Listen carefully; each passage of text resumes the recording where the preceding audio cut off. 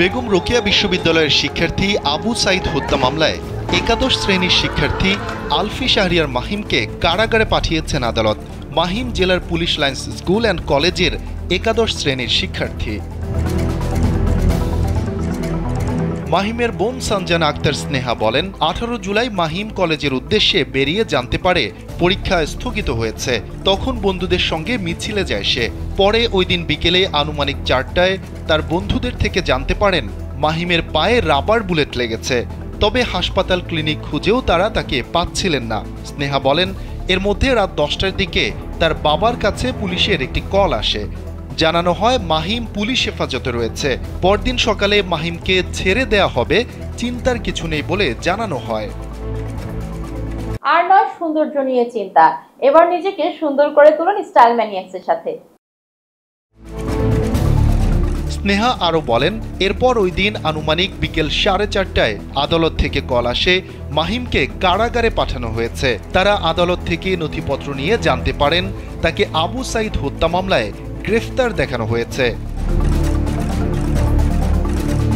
মাহিমের পরিবার জানায়, অনেক চেষ্টার পর মাহিমকে রংপুর মেট্রোপলিটন আদালত থেকে শিশু আদালতে নেওয়া হয়েছে গেল 30 জুলাই।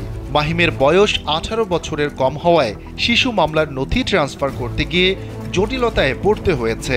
আগামী 4 আগস্ট এই মামলার জামিন শুনানি রয়েছে। রংপুর মহানগর পুলিশের উপ পুলিশ কমিশনার আবু মারুফ হোসেন বলেন, 18 জুলাই যখন থানায় হামলা, ভাঙচুর ও লুটপাট হয় তখন আইনশৃঙ্খলা বাহিনীর কাছে আটক হয় মাহিম।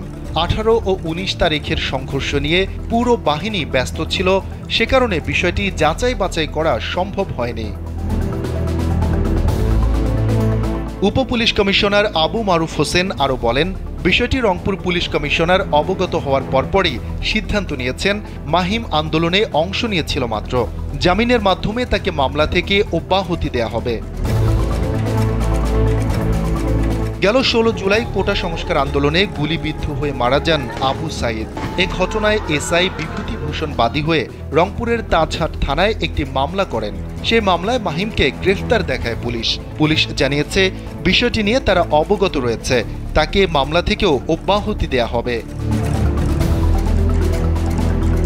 শফিকুল ইসলাম শান্ত, কালবেলা।